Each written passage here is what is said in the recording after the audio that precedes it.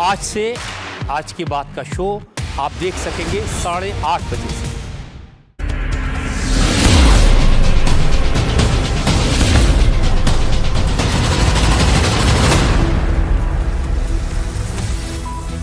नमस्कार, स्वागत है आपका। आप देख रहे हैं इंडिया टीवी। आपके साथ मैं हूं प्राची पाराशर। वक्त है प्रहार का और प्रहार में आज बात करेंगे यूपी के चुनावी रण से पहले ध्रुवीकरण के नए खेल की। मुस्लिम वोट को एकजुट करने के लिए समाजवादी पार्टी के मुस्लिम सांसद अब हिंदुओं को लेकर विवादित बयान दे रहे हैं। बड़ी खबर मुरादाबाद से है, जहां सपा सांसद जावेद अली ने हिंदुओं को लेकर भड़काऊ बयान दिया। राज्यसभा सांसद जावेद अली ने कहा कि देश का बहुसंख्यक समाज काफी हद तक जहर हो गया है। बहुसंख्यक यानी हिंदू समाज पर बीजेपी के फैलाए जहर का असर पड़ा है। जावेद अली ने यह भी कहा कि बीजेपी की वजह से हिंदू और मुस्लिम के बीच दूरी बढ़ गई है। धर्म के आधार पर लोगों का एक दूसरे पर भरोसा टूट गया है। मुस्लिम बाहुल्य मुरादाबाद में खड़े होकर जावेद अली ने यह भी कहा कि जहां मुस्लिम आबादी कम और हिंदू आबादी ज्यादा होती है, वहां हिंदुओं को समझाना मुश्किल होता है। तो ध्रुवीकरण और तुष्टीकरण की होड़ ऐसी है कि अब देश के बहुसंख्यकों को ही जहरीला बता रहे हैं सपा के राज्यसभा सांसद।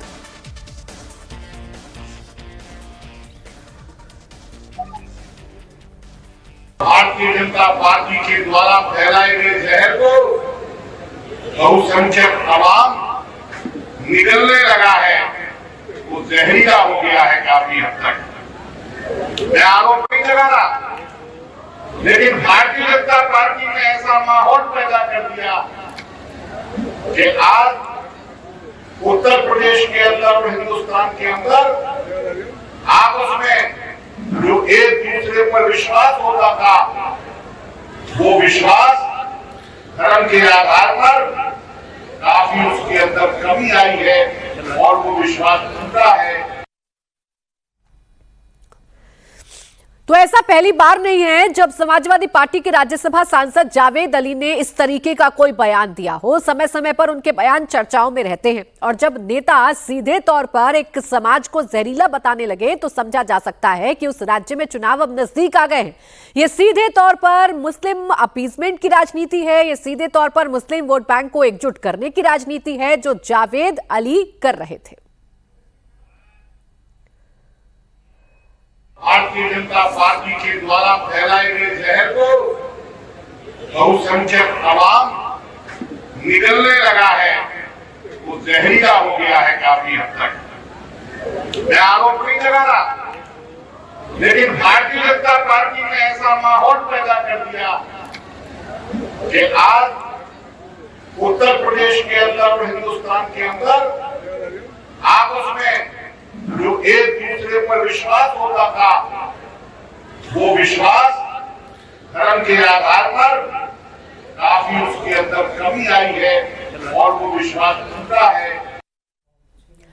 अब जावेद अली ने बयान दिया तो उस पर प्रतिक्रियाएं सामने आने लगी हैं। इमरान मसूद कांग्रेस के सांसद हैं, उनका भी बयान सामने आ गया और इस बयान की उन्होंने निंदा की। हिंदुओं को लेकर जावेद अली के बयान को इमरान मसूद ने गलत बताया है। ये वही इमरान मसूद हैं जो समय समय पर अपने बयानों को लेकर चर्चा में रहते हैं, लेकिन जानते हैं कि चुनाव से ठीक पहले अगर बहुसंख्यक नाराज हुआ तो इंडिया अलायंस को भुगतान करना पड़ेगा। देखिए, बिल्कुल गलत बात है। इस तरह के बयान किसी भी सूरत में स्वीकार्य नहीं है। बहुसंख्यक समाज के अंदर बहुसंख्यक लोग मीठे हैं, मोहब्बती हैं, तो ये बयान किसी भी सूरत में जायज नहीं है। अब एक तरफ अखिलेश यादव हैं जो हिंदुत्व की पिच पर सवार हो रहे हैं। अखिलेश यादव हैं जिनको सनातन की चिंता है। ऐसे में उनके अपने ही सांसद अगर बहुसंख्यकों को जहरीला बताएंगे तो अंदाजा लगाया जा सकता है कि अखिलेश यादव के लिए कितनी मुश्किलें पैदा हो सकती हैं। बीजेपी हिंदुत्व की विजय रथ पर सवार है। मोदी के नेतृत्व में देश का हिंदू बीजेपी को जमकर वोट कर रहा है। ऐसे में विपक्षी दलों में खलबली मची है। कांग्रेस नेता और राजस्थान के पूर्व सीएम अशोक गहलोत ने बीजेपी की हिंदुत्व वाली राजनीति पर बड़ा हमला किया।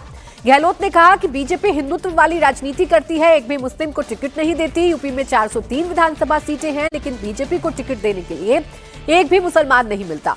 गहलोत ये भी कह रहे हैं कि अगर आज इंदिरा गांधी होती तो वो बीजेपी पर बैन लगा देती।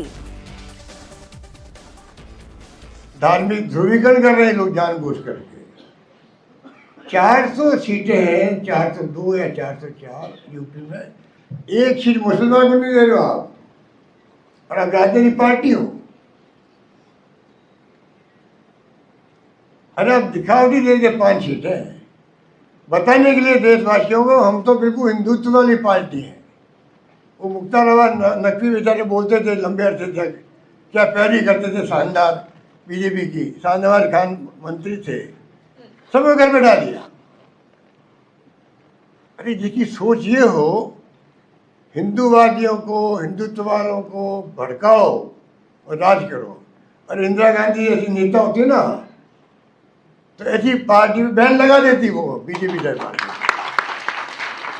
आप एक हिंदुत्व को लेकर आप पार्टी चला रहे हो, आप हिंदू को लेकर राजनीति करना चाहते हो। देखिए, बात तय है कि अब उत्तर प्रदेश में सियासी धड़े अलग अलग हो चुके हैं। साफ तौर पर हिंदुत्व की राजनीति बीजेपी कर रही है तो मुस्लिम अपीसमेंट की राजनीति कांग्रेस के साथ मिलकर समाजवादी पार्टी कर रही है। ऐसे में असदुद्दीन ओवैसी की एंट्री के साथ एक नया समीकरण बन सकता है। यूपी के दंगल में अब ओवैसी की एंट्री हो गई है। ओवैसी ने यूपी चुनाव को लेकर बड़ा बयान दिया।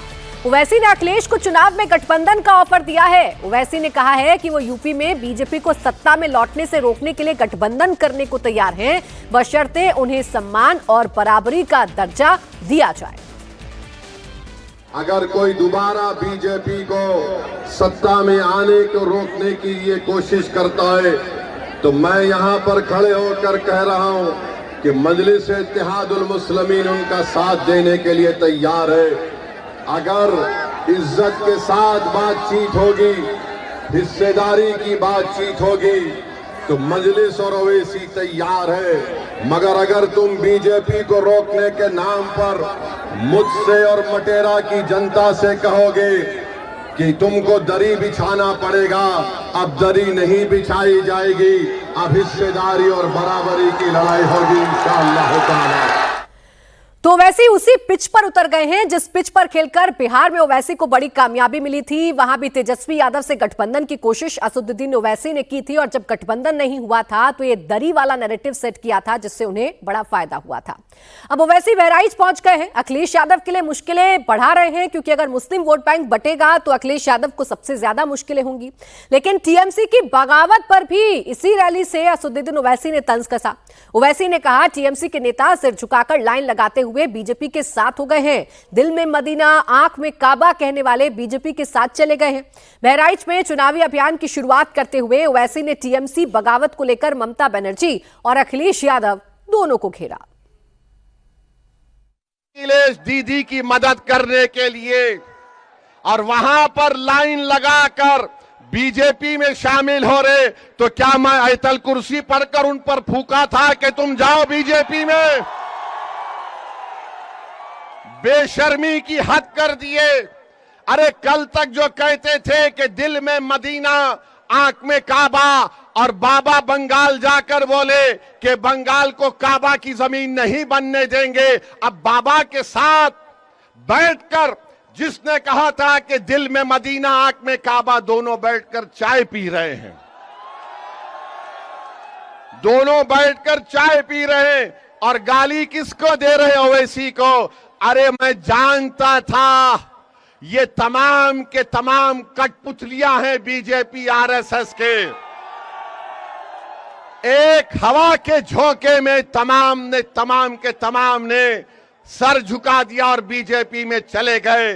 बताओ अखिलेश यादव जो ममता बनर्जी के 20 एमपी चले गए, क्यों गए वो? उनको कोई कुछ नहीं बोलता। और असदुद्दीन ओवैसी आपके हक के लिए, आपकी सियासी लीडरशिप के लिए आ रहा है तो इन सबको डर लगता है। डरना पड़ेगा तुमको, आप डरना पड़ेगा क्योंकि ये नौजवान अब जाग चुका है। अब डर दिखाने की भी कोशिश कर रहे हैं, गठबंधन करने की भी कोशिश ओवैसी कर रहे हैं। सीधे तौर पर मुस्लिम वोट बैंक पर उनकी नजर है और ये वोट बैंक अखिलेश यादव का पक्का वोट बैंक है। विशाल प्रताप सिंह हमारे साथ जुड़ गए हैं। विशाल, जावेद अली का बयान, इमरान मसूद का उस पर काउंटर करना और फिर अशोक गहलोत का बीजेपी पर निशाना साधना और इन सब के बीच ओवैसी का मुस्लिम पॉलिटिक्स में तड़का लगाना, क्या नजर आ रहा है उत्तर प्रदेश की सियासत में? मुस्लिम वोट बैंक किसका होगा और कितना बटेगा?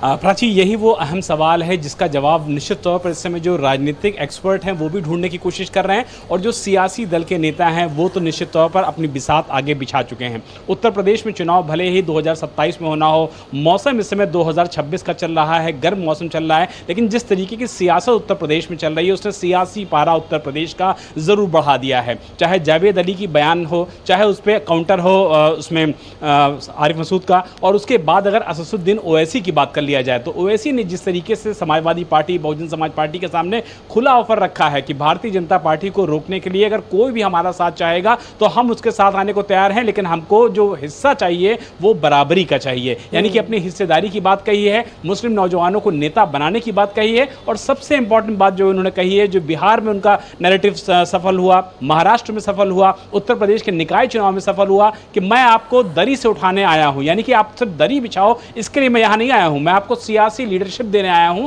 तो ओवैसी का जो ये बयान है उत्तर प्रदेश में आने वाले दिनों में बहुत ज्यादा महत्वपूर्ण रहेगा। लेकिन हमेशा देखा जाता है कि अखिलेश यादव की प्रेस कॉन्फ्रेंस में, अखिलेश यादव से जब बातचीत में ओवैसी का नाम लिया जाता है तो वो उसी तरीके से अनकंफर्टेबल हो जाते हैं जैसा कि ओवैसी का अभी का ये ऑफर है कि वो सपा और बसपा के साथ गठबंधन करना चाहते हैं। तो आने वाले दिनों में बहुत ज्यादा दिलचस्प होगा इस बात को देखना कि ओवैसी के इस ऑफर पर समाजवादी पार्टी मुश्किल है विशाल, अगर ऑफर स्वीकार कर लेते हैं तो फिर मुस्लिम लीडरशिप में बंटवारा होगा, और अगर ऑफर स्वीकार नहीं करते हैं तो फिर मुस्लिम वोट बैंक में बंटवारा होगा, जैसा तेजस्वी यादव के साथ बिहार में हो चुका है। शुक्रिया आपका विशाल तमाम जानकारी के लिए।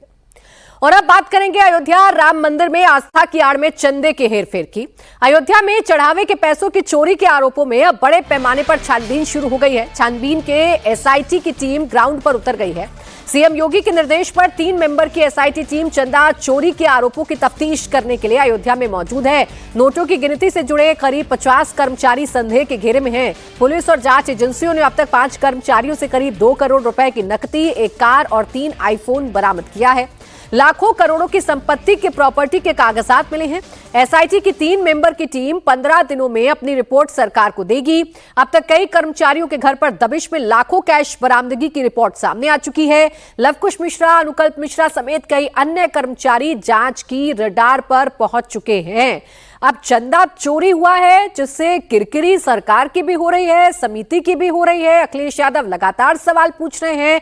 अब इस पर एसआईटी की जांच तेज हो गई है। 15 दिनों में एसआईटी को जांच रिपोर्ट सरकार को सौंपनी होगी। रुचि कुमार मेरी सहयोगी इस वक्त हमारे साथ जुड़ गई हैं। रुचि, ऐसे वक्त में अयोध्या में चंदा चोरी का मसला सामने आया है जब अखिलेश यादव सनातन को लेकर सॉफ्ट हो गए हैं। मुख्यमंत्री योगी आदित्यनाथ लगातार रामद्रोही होने का आरोप समाजवादी पार्टी पर लगाते हैं। अब आने वाले वक्त में कितना बड़ा मसला बन सकता है? एसआईटी तो जांच कर ही रही है।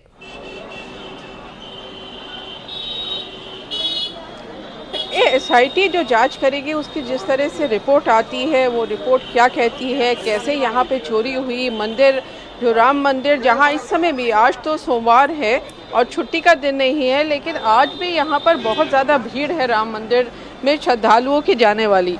और ये जितने श्रद्धालु जा रहे हैं अपने श्रद्धा के हिसाब से कुछ ना कुछ दान ज़रूर करते हैं भगवान राम के लिए।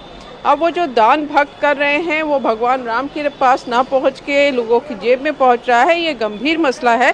अब एसआईटी पूरे मामले को देखेगी, क्योंकि अगर आप इस राम मंदिर के अंदर जाएंगी तो बहुत ज़्यादा सुरक्षा के इंतज़ाम है। जहाँ जो 6 दान पात्र लगे हैं, जहाँ लोग कैश डालते हैं वहाँ भी सीसीटीवी लगे हैं, जहाँ काउंटिंग होती है वहाँ भी सीसीटीवी लगे हैं। करीब 50 के आसपास इसमें कर्मचारी लगाए जाते हैं। स्टेट बैंक ऑफ इंडिया भी इसमें शामिल है। तो ये चोरी किस तरह से हुई, आखिर कहाँ से चोरी हो रही थी, कब से चोरी हो रही थी, कौन चोरी कर रहा था, कौन आग बंद करके बैठा था, ये लोगों को पता कैसे नहीं चला, कैसे इसका खुलासा हुआ, ये सारी चीज़ें जांच में जब सामने आएंगी तो ये बड़ा मुद्दा बन सकता है। लेकिन फ़िलहाल जो श्रद्धालु हैं वो इस इंतज़ार में है कि इस सच का पता चले कि ये आरोप है कि सच है कि इस मंदिर में जो चढ़ावा आ रहा है उसमें करोड़ों रुपये की हेर फेर हो गई है। बिल्कुल रुचि, देखिए सियासत का एक अलग पहलू हो सकता है, लेकिन ये गंभीर मसला है कि राम मंदिर में चोरी हुई, राम मंदिर के चढ़ावे में चोरी हुई और चोरी करने वाले भी अंदर के ही कर्मचारी हैं। अब एसआईटी ही खुलासा करेगी कि चोरी किस किस स्तर पर हुई है। शुक्रिया आपका रुचि तमाम जानकारी के लिए।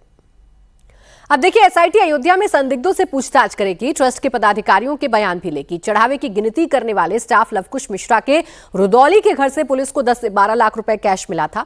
हालांकि इस मामले में अभी कोई मुकदमा नहीं हुआ है। एसआईटी मंदिर के पूर्व कर्मचारी महिपाल सिंह से भी पूछताछ कर सकती है।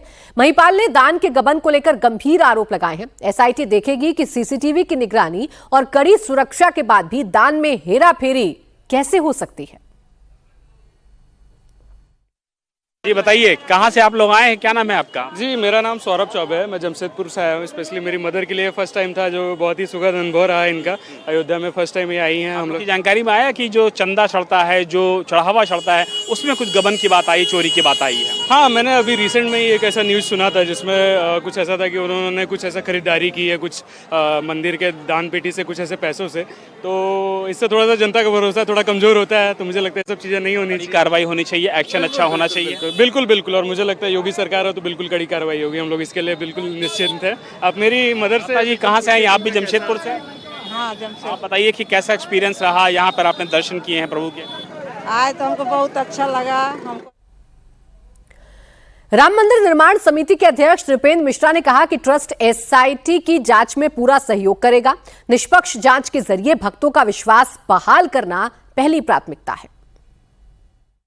जितना सहयोग ये समिति एसआईटी चाहेगी, जिला प्रशासन से भी मेरी कल बात हुई, उन लोगों ने भी पूरी तरीके से जो भी हो सकता है सहयोग की बात बताई है।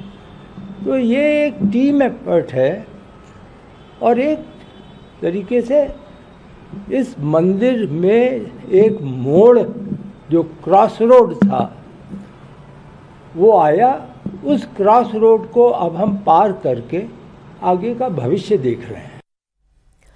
और अब बड़ी खबर कोलकाता से, जहां टीएमसी में टूट के बीच ममता बनर्जी के भतीजे अभिषेक बैनर्जी की मुश्किलें भी बढ़ती जा रही हैं। अभिषेक बैनर्जी पर सीआईडी और बंगाल पुलिस के बाद अब ईडी ने भी शिकंजा कस दिया है। बड़ी खबर यह है कि अभिषेक बैनर्जी से टीचर भर्ती घोटाले के मामले में ईडी पूछताछ कर रही है। अभिषेक से प्राइमरी टीचर भर्ती घोटाले से जुड़े मनी लॉन्ड्रिंग मामले में ईडी सवाल जवाब कर रही है। इस मामले में ईडी की जांच सीबीआई की तरफ से दर्ज एफआईआर के आधार पर चल रही है।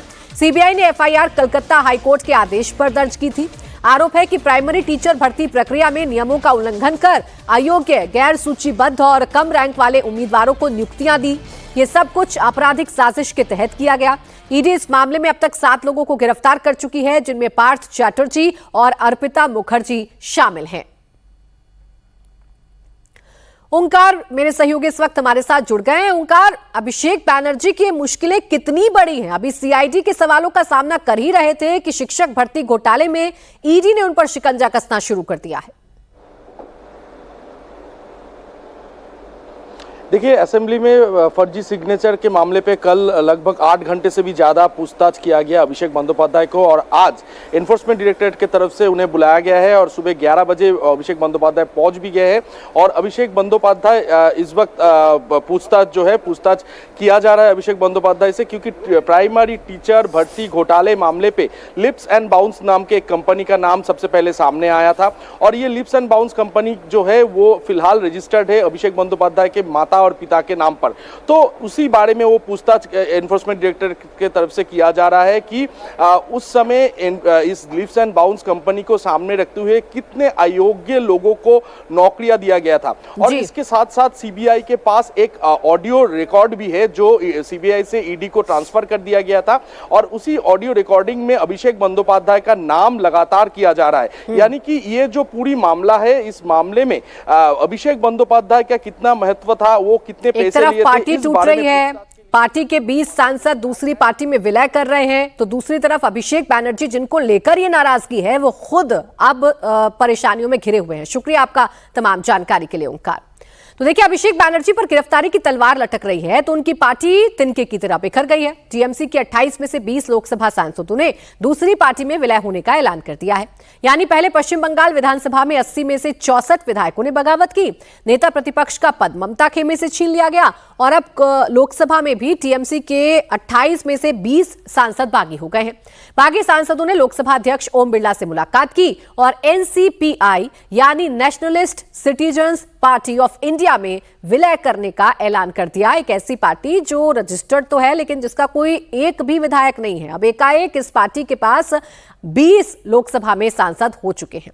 आगे बढ़ेंगे, बात करेंगे बिहार की, जहां पूर्व मुख्यमंत्री राबड़ी देवी के सरकारी बंगले पर घमासान जारी है। 10 सर्कुलर रोड के सरकारी आवास को बिहार सरकार ने 29 मई को खाली करने का नोटिस दिया था। सरकार ने इसके लिए राबड़ी देवी को 15 दिन का समय दिया था, जिसकी मियाद आज पूरी हो गई है। ऐसे में देखना होगा कि आज राबड़ी देवी बंगला खाली करती हैं या नहीं। सरकार ने आरजेडी नेता को 10 सर्कुलर रोड की जगह 39 हार्डिंग रोड का मकान आवंटित किया है। 10 सर्कुलर रोड में लालू परिवार पिछले 20 साल से रह रहा है। बिहार सरकार के भवन निर्माण विभाग में अब ये बंगला सम्राट सरकार में मंत्री नंद किशोर राम को आवंटित किया है। राबड़ी देवी कह चुकी हैं कि चाहे कुछ भी हो जाए वो बंगला खाली नहीं करेंगी। हालांकि राबड़ी देवी इससे पहले शनिवार को पटना के कौटिल्य नगर स्थित अपने निजी बंगले पर निरीक्षण करने जरूर पहुंची थी। माना यह जा रहा है कि अगर सरकारी आवास वो खाली करती हैं तो लालू परिवार इसी घर में शिफ्ट हो जाएगा। लेकिन 10 सर्कुलर रोड पर सुरक्षा में तैनात आरजेडी कार्यकर्ताओं का कहना है कि आज राबड़ी देवी सरकारी आवास को खाली नहीं करने वाली है। लालू परिवार का पता बदलने वाला है। 10 सर्कुलर रोड, जहां 2 दशक से भी अधिक समय से लालू परिवार रह रहा था, वो बंगला अब खाली होने वाला है, क्योंकि भवन निर्माण विभाग की तरफ से उन्हें नोटिस दिया गया, 3 बार नोटिस दिया गया। और अब जिस बंगले में शिफ्ट करने वाली हैं राबड़ी देवी, ये वो बंगला है। हम आपको दिखा रहे हैं वो तस्वीर। कौटिल्य नगर में ये निजी बंगला बन रहा है राबड़ी देवी का, और यहाँ पर अब तैयारी लगभग पूरी हो गई है और इसी जगह अब पूरा परिवार जो है वो शिफ्ट होने वाला है। ये बंगला बहुत पहले से था और इसी एड्रेस पर तेजस्वी यादव के जो आधार कार्ड हैं या वोटर कार्ड हैं उनके डॉक्यूमेंट्स का एड्रेस रहा है। लेकिन ये बंगला जो निजी बंगला है अब ये पूरी तरह से तैयार हो गया है, क्योंकि इसी बंगले में राबड़ी देवी अपने परिवार के साथ शिफ्ट करेंगी। हालांकि 39 हार्डिंग रोड आवंटित किया गया है सरकारी बंगला, लेकिन उस बंगले में राबड़ी देवी जाना नहीं चाहती हैं। ये भी कहा जाता है कि वो बंगला काफ़ी अनलकी है और शायद ये भी एक वजह हो सकती है कि राबड़ी देवी उस बंगले में जाना नहीं चाहती हैं। लेकिन जो इनका निजी बंगला है कौटिल्य नगर में, ये लंबे समय से तैयार हो रहा था। और जब भवन निर्माण विभाग की तरफ से बार बार नोटिस आया, उसके बाद राबड़ी देवी भी अभी पिछले कुछ दिनों में लगातार यहाँ पर पहुँची, निरीक्षण किया और कहा जा रहा है कि ये बंगला अब लगभग तैयार हो गया है। आखिरी चरण में जो तैयारियां हैं वो पूरी की गई हैं। और यहाँ देखिए जो बगल की चहारदीवारी है वो काफ़ी ऊंची रखी गई है।